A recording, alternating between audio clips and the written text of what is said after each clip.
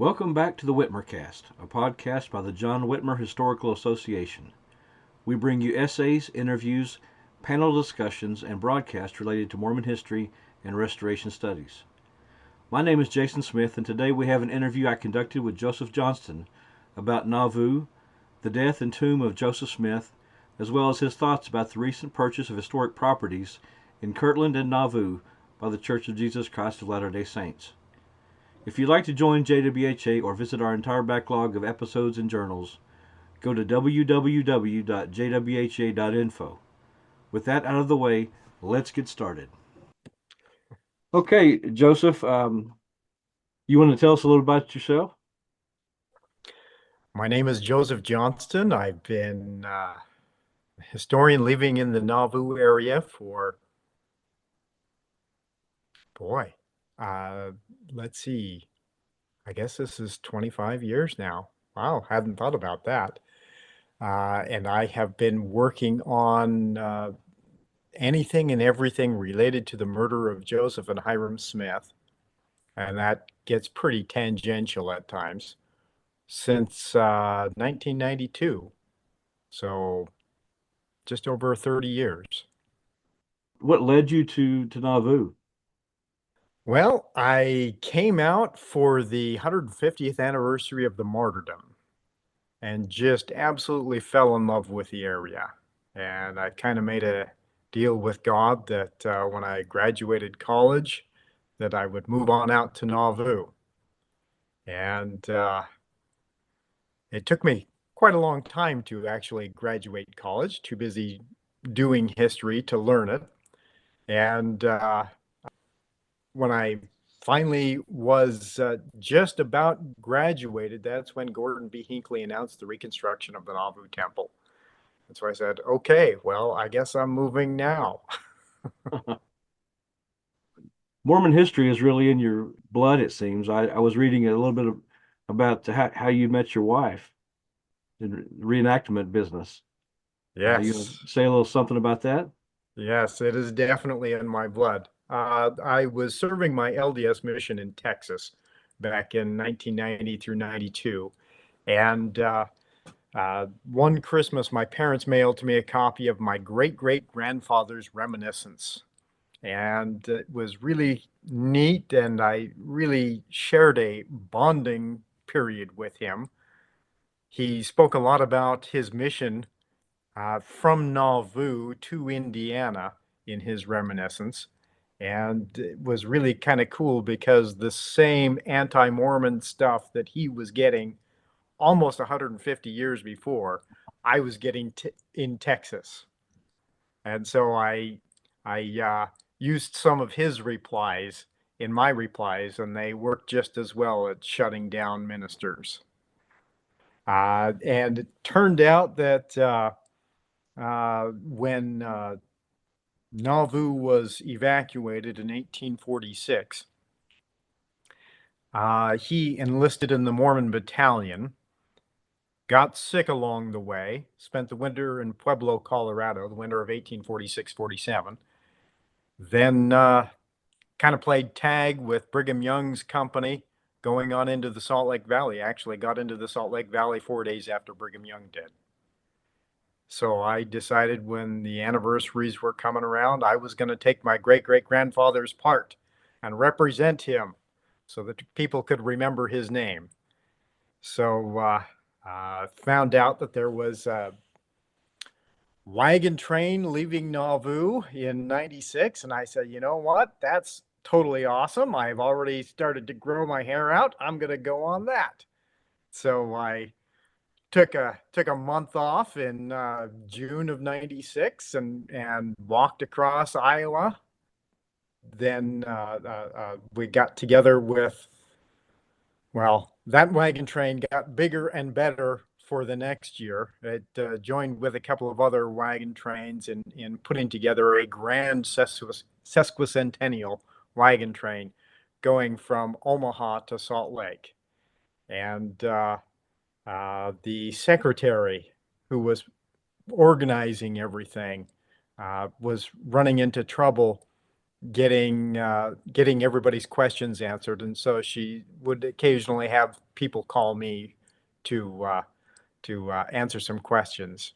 And it turned out that there was this young lady who had some questions, and so she called me up, and I said, "Well, you'll need this, this, this, and yeah, if you have a car, that'd be great to take along with you." And then she called me up a few days later and said, "Hey, do you want to carpool? You want to get together?" So we met to see if it would work, and we carpooled on out to Omaha, and we've been together almost every day since then. Great. Yeah, just fell in love. We saw each other at our absolute best and our absolute worst. And we consider it our first 5 years of marriage, the 3 months of the wagon train. I like that. Yeah. Oh, and we just celebrated our 26th wedding anniversary this Well, past week. congratulations. Thank you very much. You've become kind of an expert about Nauvoo, living there and having firsthand access to many of the locations and some of the documents that you've uncovered. You want to talk about maybe your experience in Nauvoo with living there? It is terrific being able to live in and around these kinds of sites. Being able to walk the streets and being able to figure out where things happened is just terrific. There really is a spirit of place. No matter who the owner is, it is really nice to be on the location where events happened and be able to feel the spirits of those who were there and participated and honor their actions and legacies. One of the neat things that I've been able to do is figure out where a lot of events happened that are related to early Mormon history of the Nauvoo period. One of the things that has been plaguing historians that I was able to figure out was where the East Grove was, where Joseph Smith gave some of his final sermons, the King Follett Discourse, the Sermon at the Grove, as it was known, and where Brigham Young and Sidney Rigdon had their head-to-head competition for who should be the new leader of the church. And that was in thanks to just being able to sit and study locations. It's been traditionally identified as being about where the old elementary school is in Nauvoo on Mulholland Street. But property records didn't fit that, and that had always bothered me. So I started researching that, and then Glenn Leonard's book came out on Nauvoo, and on the cover of Glenn Leonard's book is this terrific illustration of Joseph Smith on the stand in the East Grove giving the King Follett Discourse. And I looked at that picture, and just being able to be on site, it suddenly dawned on me, wait a second, this artist drew something that is completely different than the view of this location. So I started hunting around for where this could possibly be, where other meeting grounds could possibly be, and came to figure out that it's identified on the 1843 map of Nauvoo as Kimball's Garden. Hmm. And that was really neat. The landscape fit the illustration perfectly. In going through descriptions of those who said they were at the Grove and it was located close to this, this, and this, they all fit together perfectly for that location. So that was really neat. And kind of did the same with the tomb of Joseph, being able to trace down documents and reminiscences and everything for where Joseph Smith had his family tomb built. So, what does it mean to you as a faithful believer in these events to locate them in place, to be able to stand in the spot that these things happened and tell the stories in those spots? That is a terrific question, actually. For me as a believer, to be able to stand on the site where these things happened, it's really just neat. It's really moving and powerful to be able to, and I don't mean to sound like really weird and I'm visiting with ghosts and all that kind of stuff, but it is neat to be honoring people who made sacrifices, to be able to, who made sacrifices to help people along the way. Boy, I didn't know I was going to be so religious on this. Yeah, it's really neat to be able to honor them, and to be able to share their stories. Being on the site and sharing their stories with others, it touches hearts, and I can see the effect that it has on others as well as it has on me.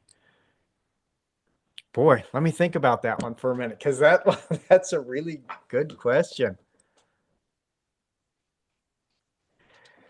Yeah, just the idea of being able to be in that physical context is really neat. There are a lot of things that aren't understood until you're actually in that physical situation. Yeah, just everything from sights and sounds and smells. It's all there. It really brings the history to life. Yeah. A lot of our listeners are familiar with you, and especially those that have been to Nauvoo before. But you're kind of known as someone that likes to tell some of the untold stories of Nauvoo, the ones that maybe they don't hear at the visitor centers. You want to share something about that? One of the things that I really like, the idea of history is story, telling the great ancestral stories. Not all of them are true, but they make for great stories. And it's the stories that speak to people's souls. Yeah, and I like to share them. Most of them I found are true or are mostly true, just embellished a little. But a lot of the stories that people ask me to tell are kind of the more scandalous ones, and they're awfully fun. You know, the story of Willard Richards taking over the printing office in Nauvoo and going around the building and closing all the doors and shutters and everything, and going out on the porch and shouting "woohoo" and shooting off his pistols, and then commencing to live with Sister Orson Hyde as the story went. That always gets a lot of attention, and people will always remember where the printing office is after that. Being able to tell stories, the ghost stories of Nauvoo is awfully fun. You know, we think of Nauvoo as this great, wonderful place where all these wonderful sacrifices were made. There are a lot of ghost stories for this little town. Yeah, some that I've even experienced myself that were a lot of fun. But one in particular that keeps coming back is about Emma Smith walking the mansion house or the homestead. Emma is apparently still taking care of things there. How What do much you more do think? you want me to say on that? Well, what do you think people enjoy the most of your stories? Which one's the favorite? I think the story that people enjoy the most is the story of the Hodge brothers. They had a sister who actually became quite prominent in the reorganization, but in the Nauvoo period, they were kind of problematic. And I'm able to take people to the sites where these incidents with the Hodge brothers happened. Nauvoo, back in the day, really did have river pirates. It wasn't just a thing made up by Mark Twain. There really were river pirates on the Mississippi River. Nauvoo had them. And apparently the Hodge brothers got involved with river pirates and land pirates. And two of them got involved with the murder of a German immigrant and his son-in-law in Lee County, Iowa. And after they were arrested and put on trial, one of their brothers came into town, into Nauvoo, and was saying, "Oh, Brigham Young better get my brothers off, or he'd better not hold his life dear." You know, smart decision in Nauvoo. Yeah. And said, "I'm gonna start naming names, what I know about these river pirates." So, here he's ticking off both the river pirates and the Mormons. And just behind where the reconstructed 70s hall is, in the cornfield there, he was having a meeting with William Smith. William Smith went back home afterwards, but Irvin Hodge stayed there in the cornfield and apparently met with somebody else who didn't particularly care for his ideas of naming names and causing trouble. And they stabbed him with his own Bowie knife and beat him with a club, and he went running across the cornfield to try to escape and ended up dying on Brigham Young's doorstep. Wow. Yeah, and it was really kind of humorous because there are it's a very well documented incident happening in Nauvoo, and I hate to say that a murder is humorous, but um, as he lay dying on Brigham Young's doorstep, he kept crying for Brigham to come out and heal him. And finally, one of the guys said to him, "Brigham's not here. Somebody was threatening his life earlier today. He can't come and heal you. He's in hiding."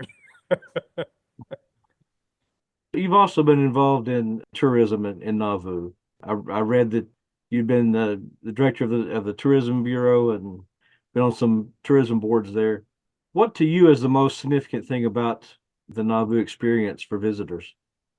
It was a lot of fun being involved with the tourism. I'm still kind of involved with it now, running the Tomb of Joseph Museum in the basement of Zions Mercantile. For visitors coming to Nauvoo, the big thing is being able to, everybody thinks that they can come and see Nauvoo because, it's got so many historic sites, and oh, heck, if I spend half an hour at each one, I can have Nauvoo done in 2 days' time. Well, yeah, you could see most of it that way, but you're going to have no idea what the city is.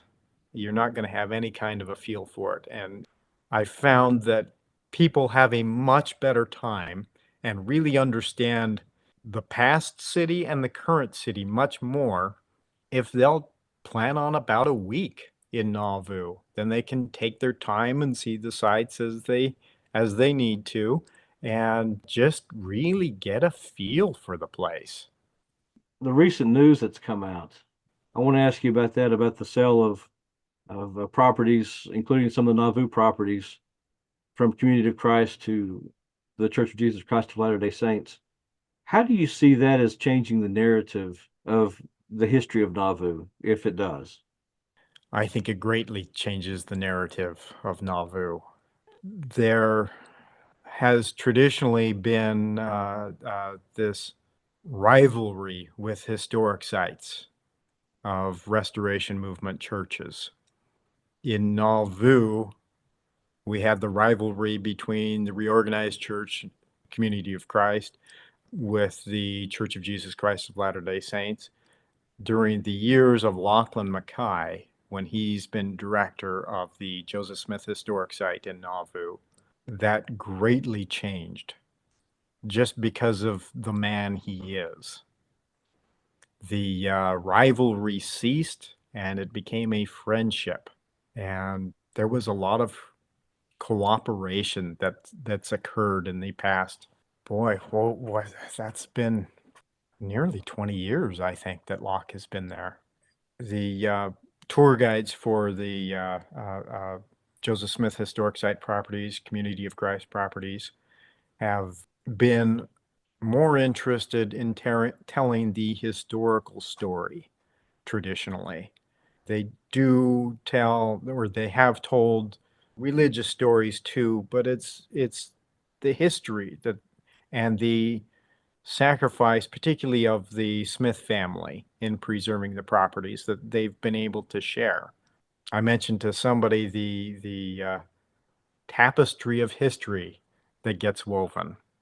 For our little town of Nauvoo, we've had this vibrant tapestry going for many years. A few years ago, the Presbyterian congregation was no longer getting the membership, and so they had to close their doors. Then the Lutheran congregation in Nauvoo has closed its doors. The Catholic Church is still going strong. Methodists, they're small but fervent. And now some of our biggest storytellers, the history tellers, that kind of storytellers, some of our biggest storytellers are leaving. And I can't help but think that with the loss of that viewpoint, our tapestry is going to be losing colors. It won't be as many colors, as vibrant as it has been in the past. And that's not to say that the Church of Jesus Christ won't do a good job. Some of my very best friends are with the historical department and historic sites department. They do terrific work. They are some of the best in the business, quite simply. But the stories that have been told, they're in danger of being lost because it's a different viewpoint. It's different colors that are going to be woven on the tapestry now. One of the stories that I really like to tell when talking about the 1928 reburial of Joseph and Hiram and Emma is the work and the sacrifices that were being made by W.O. Hands and his crew to find the remains of Joseph and Hiram and give them an honorable burial. Boy, and I'm going to try not to cry here. But it was a beautiful moment because as W.O. Hands was running out of money, time, and weather, he came to the local reorganized congregation and said, "Look, brothers and sisters, we're not finding the remains of Joseph and Hiram. We need help. We need your help. We need divine help. This Sunday, will you fast and pray with us that we can find the remains of these martyrs so that we can give them a proper burial and honor them?" And members of the reorganization, of course, said, "Yes, we'd love to do that." And as excitement among the congregation was buzzing about that, their neighbors in town started paying attention and said, "What's going on? What's the story here?" And so they told them, "Well, we're going to fast and pray this Sunday so we can find the remains of Joseph and Hiram." And their neighbors, their Catholic neighbors, their Baptist neighbors, their Methodist neighbors, their Presbyterian neighbors, their Lutheran neighbors said, "You know what? That is terrific. That's a very honorable purpose. Would you mind if we joined in fasting and prayer with you?" And so that Sunday, the whole community of Nauvoo, not just the Utah church, not just the Missouri church, but the whole community was fasting and praying so that some friends who were in need of help could have the help that they needed. And because of that, that joint sacrifice in the community of Nauvoo, the remains of Joseph and Hiram were found and they were given an honorable burial. And their graves are known today because of that. And it's stories like that that are just absolutely touching and that show God's power. They're in danger of being lost. And I don't want them to be lost. So if any of Community of Christ members have cool stories about Nauvoo, please let me know. I would love to continue on the tradition of being able to share the stories in my little way as I can. Lachlan and Kristen Mackay have been just so full of love in preserving not just the Nauvoo sites, but the Kirtland Temple as well. Um, you know, they are not only family relics, but the sites have become family for them too. And I'm really hoping that that there will be others in my faith tradition, in the Church of Jesus Christ of Latter-day Saints, who will feel that spirit of the place and who will be moved to protect them, and to do what is right by those sacred sites. And I know that there are.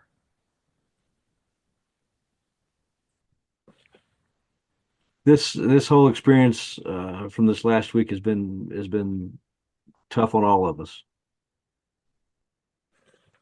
Frankly, I'm trying to be as fair and as positive as can be, but a lot of people are hurting, and Yeah, yeah. I'm You not know, nearly as connected to these sites as some, and I can just only imagine the pain that the folks are going through. yeah. It's been really heartbreaking to see that. And it's been horrifying to me to get on social media and other places and see members of my church rejoicing and boasting of their great victory. Um, that's not what has happened, and that's not fulfilling our covenants. You know, in the Doctrine and Covenants, revelation to the prophet Joseph, and I believe it was 1833, 32, 33, somewhere right in there, one of the early revelations. Um, the Lord tells Joseph Smith, "Thou shalt live together in love, insomuch that you shall," something along the lines of, "insomuch that you shall weep for the loss of those who die." Um, in the Book of Mormon, we get the uh, commandment as part of the baptismal covenant that we make, that we will mourn with those that mourn and weep with those that weep. And these are our cousins who are mourning and weeping. And we should remember that, and we should remember our covenants. Thank you for that.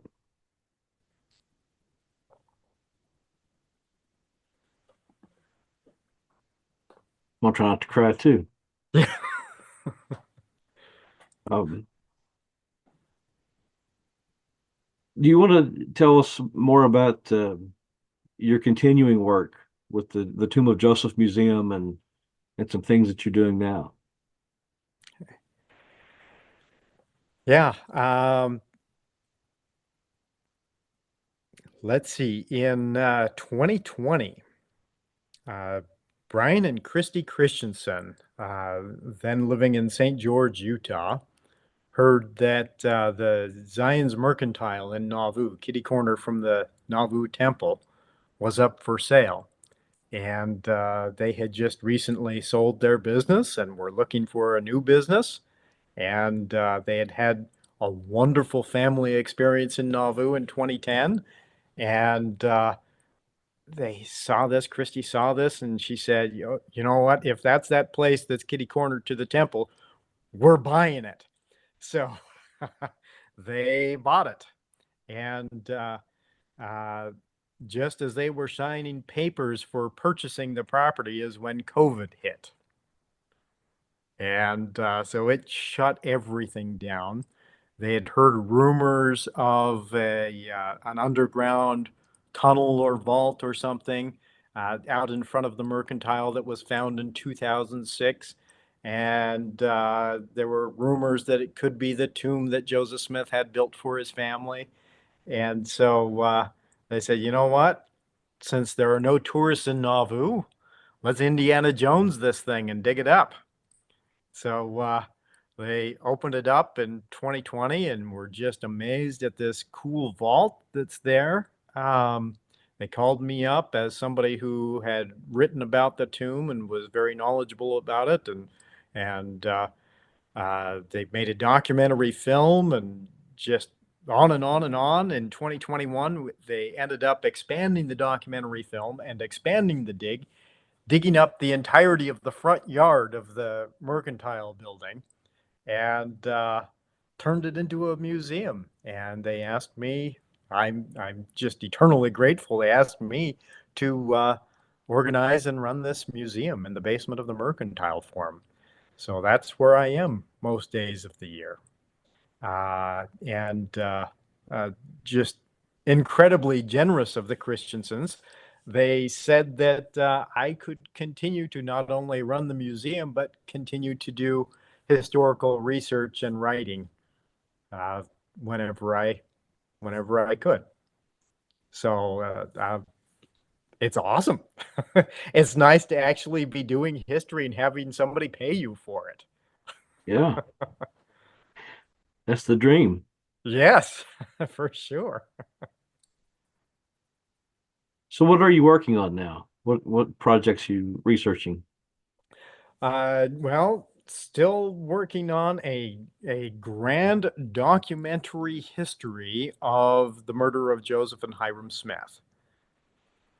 In amongst that, I'm working on little bits of information related to that, such as militia organization in the state of Illinois in the 1840s, and found that to be a topic that sadly has just barely been touched upon by anyone.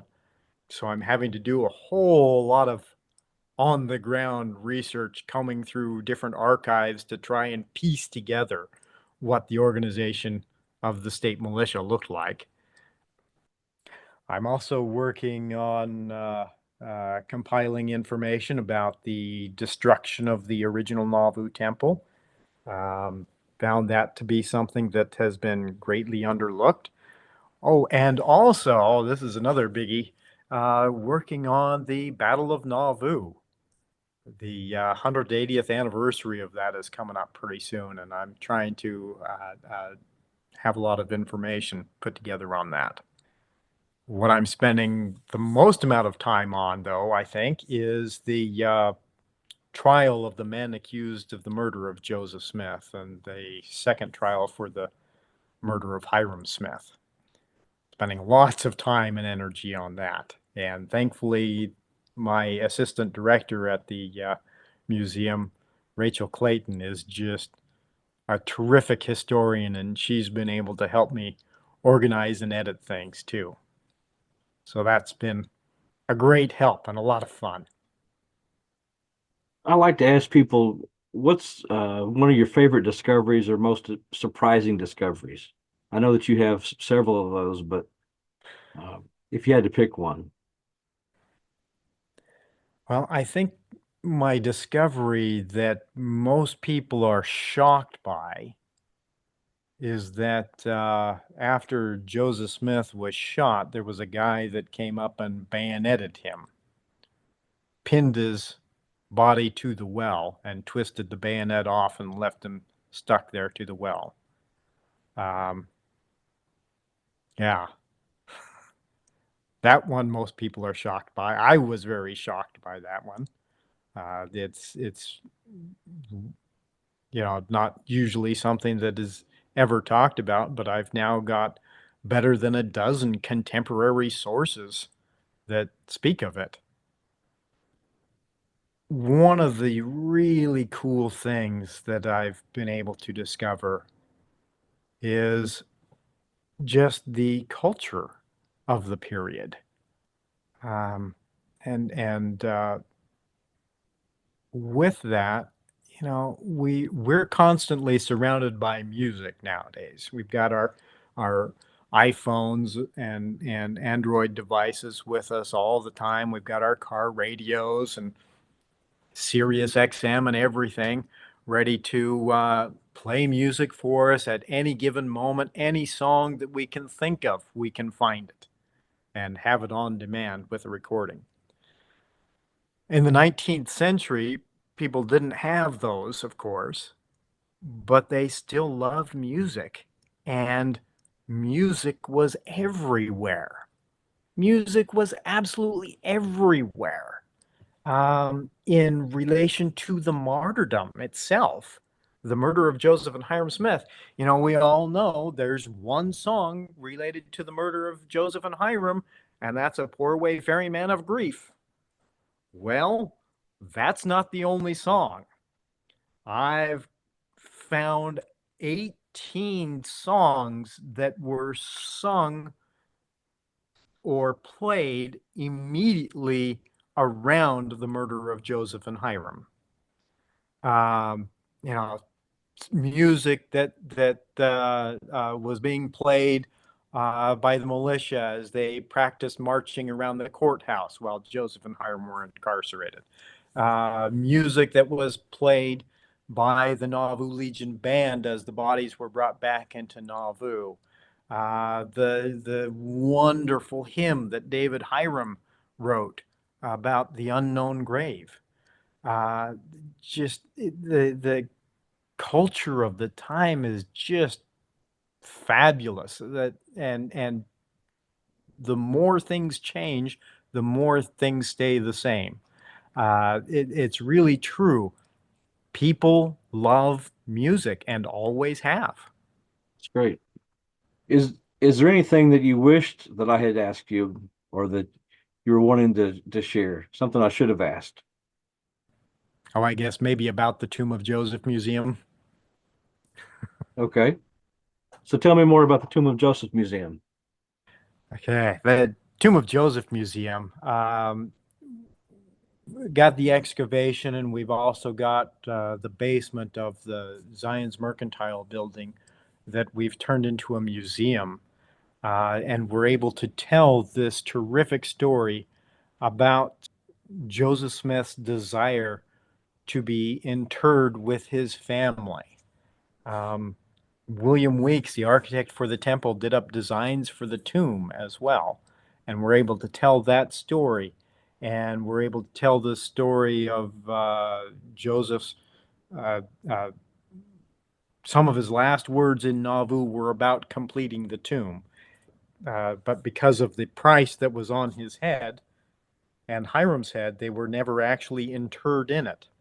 Instead, they were buried in the Smith family cemetery, and that's where Father and Mother Smith are. So the ultimate goal was fulfilled, and it's really neat with the William Weeks drawings of the tomb because it shows a two-chambered structure, and one chamber I've discovered, and we're able to tell this story, was for Joseph Smith and his family. The other chamber was for someone else. And it's really neat when Joseph Smith, the last 18 months of his life, gave numerous sermons about resurrection, the eternity of the soul, and the eternity of love. And one of the things that he was teaching over and over again is that come resurrection, you're going to be seeing your loved ones again. Not just family, but friends also. And that other chamber of the tomb was for his good and dear friend, Sidney Rigdon, and his family. So, come resurrection, Joseph wanted to see his mom and dad, brothers and sisters. He also wanted to see Sidney Rigdon and his family. And I Wow. just love that. I love that, Love is eternal. Friendship is eternal. Even though neither of them were buried in the tomb. Neither of their families were. Sidney actually has almost all of his children buried immediately around him out in Pennsylvania. So that desire carried on there with Brother Rigdon. With the tomb, even though it never fulfilled that purpose, it did fulfill a purpose of a testimony in stone of the reality of resurrection and of the eternity of love. And I think it's great that it's Joseph Smith on one side and Sidney Rigdon on the other, because, in that great revelation in Kirtland, the two of them saw the risen Lord Jesus Christ and wrote about it and said, and now after the many testimonies that have been given of him, this is the testimony last of all that we give of him, that he lives. And that's what we boiled it all down to. That's the whole thing. Because Jesus Christ lives, we're all going to be with our loved ones again. It's a great message for the Easter coming up. Yeah, for sure. So is there anything else you want to share with us? Mourn with those that mourn, weep with those that weep. But then I already said that. Yeah. Remember, it's love. Love is what matters most. Thank you for joining us today. Thank you very much for having me. If people want to get in touch with you, especially about the Tomb of Joseph Museum, how can they do that? tombofjoseph.com. You can find us on there. Thanks again, Joseph. Thank you. Thank you very much. We want to thank you for tuning in to the Whitmercast. John Whitmer Historical Association is an educational nonprofit institution. For more information, visit www.jwha.info, where you can meet our team and join the association, read past issues of the JWHA Journal, and get updates on upcoming conferences and events. Our theme music is I Love to Tell the Story, composed by Tom Moraine. This podcast is a production of John Whitmer Historical Association, all rights reserved.